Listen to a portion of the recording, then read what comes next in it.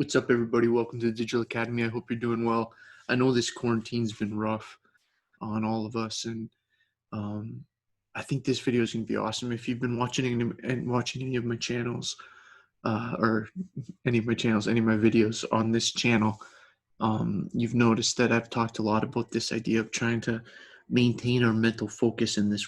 I use this term 1,000-yard stare, like not looking down anxious all the time, standing up strong, looking far when you're walking, and that's actually a psychological mindset also. Sorry, there's some kids playing outside. It's just nice kid noise background. But yeah, today I want to let's talk about how we start rebuilding ourselves more strategically. And I want to talk specifically about dopamine and specifically how that links to things like addiction and motivation, and which is obviously the title of this video that Afterskool made. And that's why I'm kind of thinking that way. But I think that general concept is something that I'm really on board with. This idea of understanding how much our addictions live in our reward center of our brain, at least partially, and how that's linked to things like motivation and how much that affects behavior and how much we think it's just a thinking thing. But so much of it is embedded in behavior, right? And it's embedded in biology too. So actually breaking that behavioral, biological, psychological, emotional pattern or addiction, right? How do we do that? And then how do we restore motivation? Love you guys. Afterskool, Digital Academy. Let's do this. I hope this works.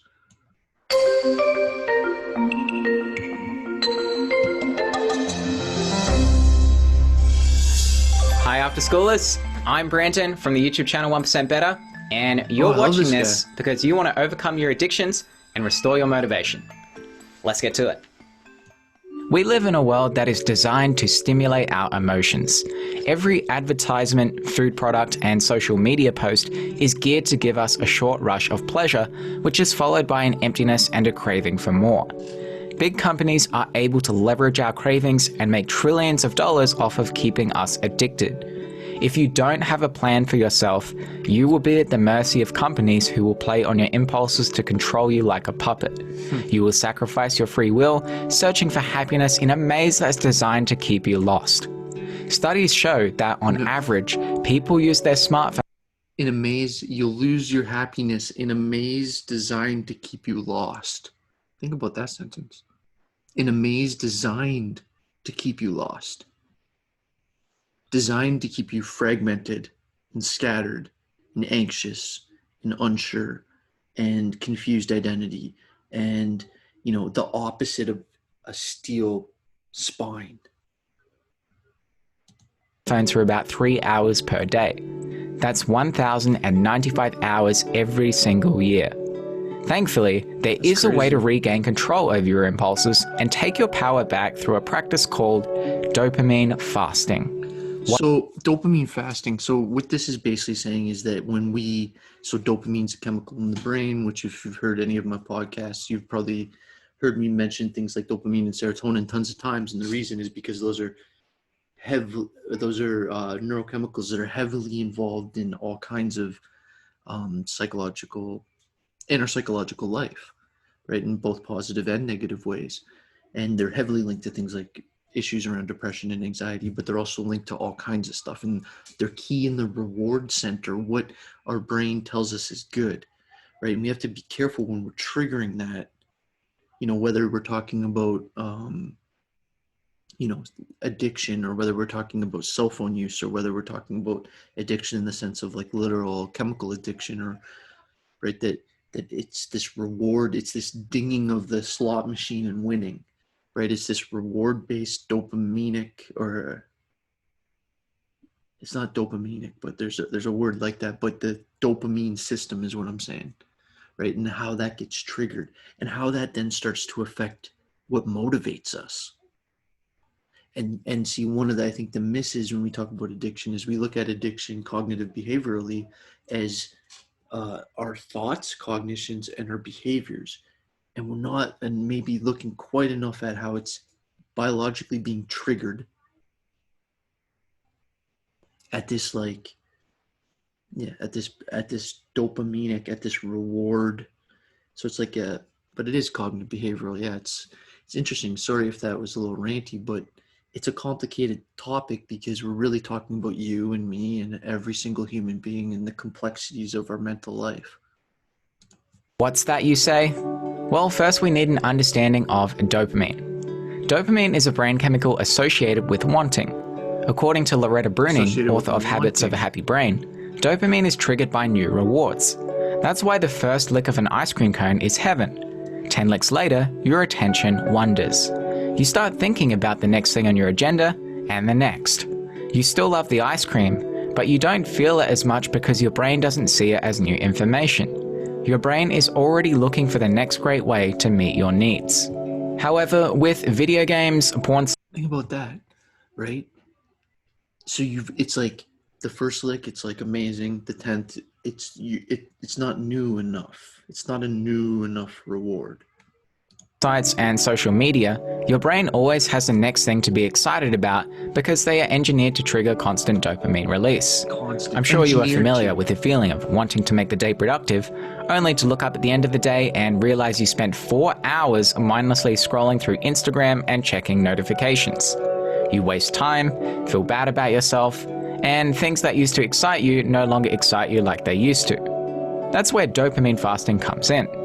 Dopamine fasting is the idea that if so before he gets into dopamine fasting, what he's basically saying is we're overriding the dopamine system. So this reward thing where like every time you get a notification on your phone and then, he made the reference to pornography or to social media or to, addiction or to sugar or to all these things that kind of have this reward stimulus.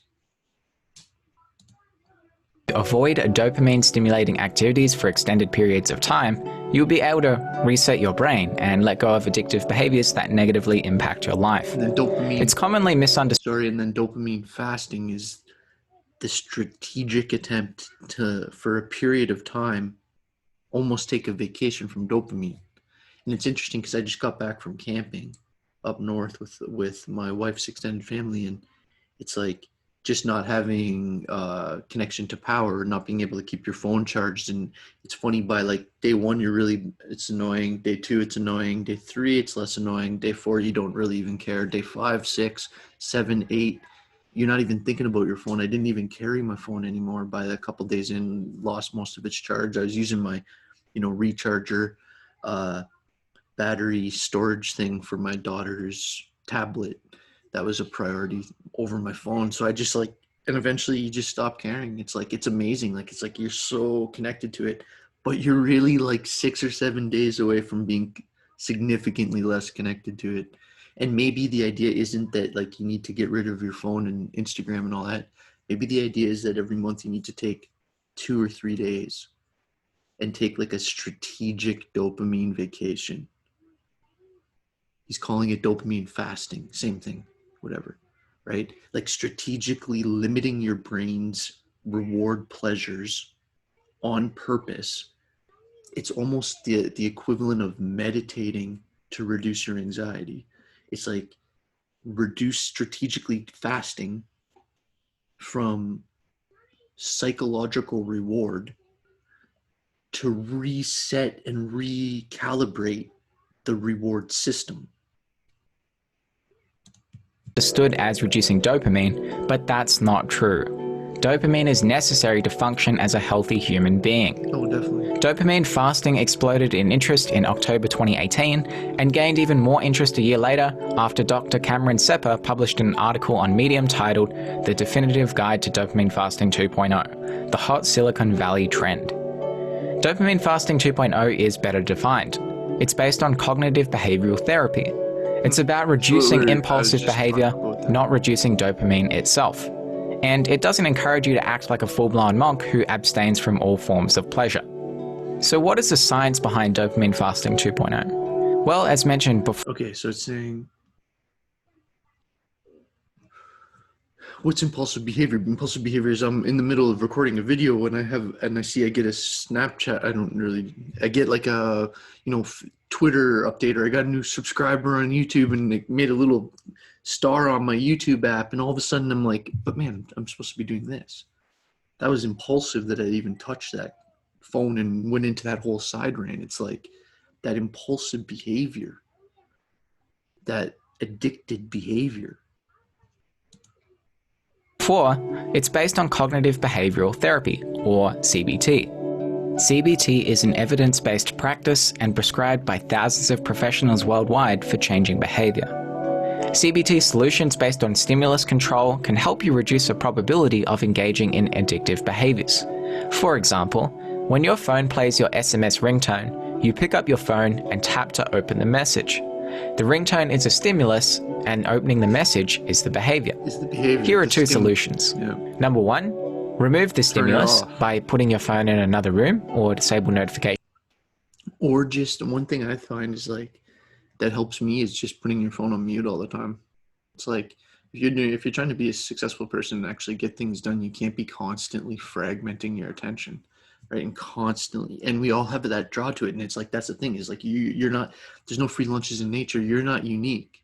I'm not unique. It's not like social media is a problem everybody else has, and I have a unique grasp on it, and I'm perfect. It's like anyone that says that kind of BS, it's like run away from them as quick as you can. It's like we all struggle with this idea that we have a brain that's ready to get addicted to that because it's not evolved for that. It's not evolved for you to have an iPad that has constant entertainment of every kind you have. And, we got to realize that we're in a situation now where it makes a lot of sense to be strategic about resetting your reward system psychologically, because that has a huge effect on your motivation, which has a huge effect on your behavior, which has a huge effect on your cognitive life, which has a huge effect on your emotions and your relationships and your social world and your ability to build the finances you need. And all these spiral things that really come down to this idea of what is motivating you. Where is your attention?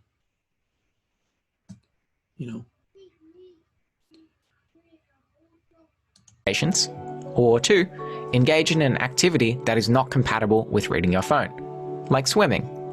Another solution is exposure and response prevention, or ERP. For example, you see an attractive girl on Instagram. You feel your heart rate increase and your body tingle. So you run to your bedroom, hop under the sheets, and masturbate until a deep sense of regret and worthlessness sinks in. By applying ERP, you would frequently look at attractive girls on Instagram, but refrain from masturbating.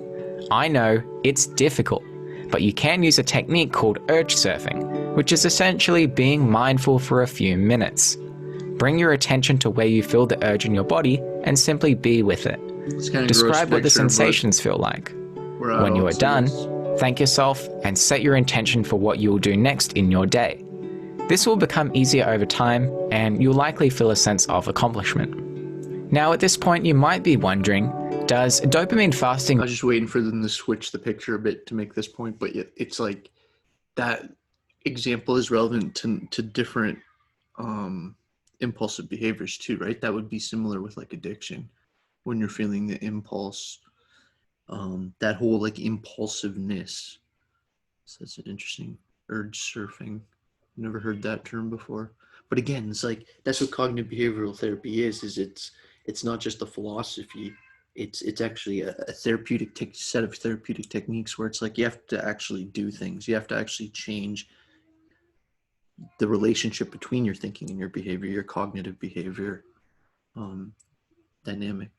Really work to manage your addictions? If by dopamine fasting you mean reducing your dopamine levels, the answer is no. But if you mean dopamine fasting 2.0 based on CBT like we just learned, then yes. An analysis of 106 studies concluded that, in general, the evidence base of CBT is very strong. But how does dopamine fasting help restore your motivation? Well, sharp or prolonged increases in dopamine levels can reduce the amount of dopamine receptors in your brain. Dopamine fasting may help increase the amount of receptors you have through a process called upregulation. The more dopamine receptors you have, the less stimuli it will take to achieve the same amount of pleasure. If you don't eat processed sugar for a month, A single blueberry could give you the same amount of pleasure as your favorite ice cream. So how do you dopamine fast? There's 2 steps. In step 1, identify the behaviors that are causing you distress, impairment, or addictiveness. 6 common impulsive behaviors are emotional eating, internet and gaming, gambling and shopping, thrill and novelty seeking, recreational drugs, and porn and masturbation. In step 2, follow a dopamine fasting schedule. For example, let's say you want to reduce the amount of time you waste on your phone. You would refrain from using your phone for 1 to 4 hours every day, 1 day per week, 1 weekend per quarter, and 1 full week per year. Start small and gradually increase the amounts of time you spend away from your phone. That's smart. These are guidelines, not concrete rules. Follow a fasting schedule that works for you. So now you know how to dopamine fast, but you may find it difficult to do. Keep watching, because I'll share some tips that might make it easier for you to overcome your addictions and bad habits. So let's talk about routine and reward replacement. Imagine that you have a bad habit of going to the cafeteria to buy a Coke every day. Every time you drink the Coke, you feel bad afterwards and end up gaining weight. So you decide to do a dopamine fast. Instead of drinking a Coke every day, you try to only drink a Coke every 2 days. But you find this difficult. According to Charles Duhigg's book, The Power of Habit, here's what you can try instead. Oh, that's a good book. Number 1, identify the behavior. The behavior is the activity. In this example, it's getting up, walking to the cafeteria, buying a Coke, and drinking it. Next, identify the reward you're craving. A craving drives a behavior, and rewards are what satisfy the craving. So ask yourself why you turn to Coke at the cafeteria. Are you thirsty? Do you want a sugar high? A moment to step away from your work? You desire social interaction at the cafeteria? Then experiment with 4 to 5 different rewards. On one day you might drink a bottle of water. If after 15 minutes your craving has subsided, then it could be you've just been thirsty but got into the bad habit of drinking a Coke instead. Another day you might go for a walk and call a friend. If after 15 minutes the craving has subsided, then it could be that you've just been craving social interaction. After each different activity you try, write down how you feel. After a number of days or weeks, look for patterns to see which reward is the one you are truly craving. Let's say you discover that the reward is the sugar high you get from drinking the Coke. The next step then is to identify the trigger. What triggers your craving for a sugar high? Is it the time of day? Is it seeing someone else drinking a Coke? Is it seeing a YouTube video advertisement? Is it because you ate something? It can be difficult to identify the trigger, but thankfully science tells us that triggers usually fall into 5 categories. They are location, time, an emotional state, other people, or the immediately preceding action. Oh, dang. Sorry guys, wait a second. Time, an emotional state, other people, or the immediate... Okay, so let's look at these. So you're saying, okay, so what are some of the things that trigger us to do bad habits? Let's just keep it a simple one. Like say like every morning on your way to work, you drink a Pepsi, which I don't have any Pepsis over here, but that's like an example of one that I could work on, right? It's like, I know that Coke and Pepsi is not good for me. I have no argument for it being good for me. I love an ice cold pop.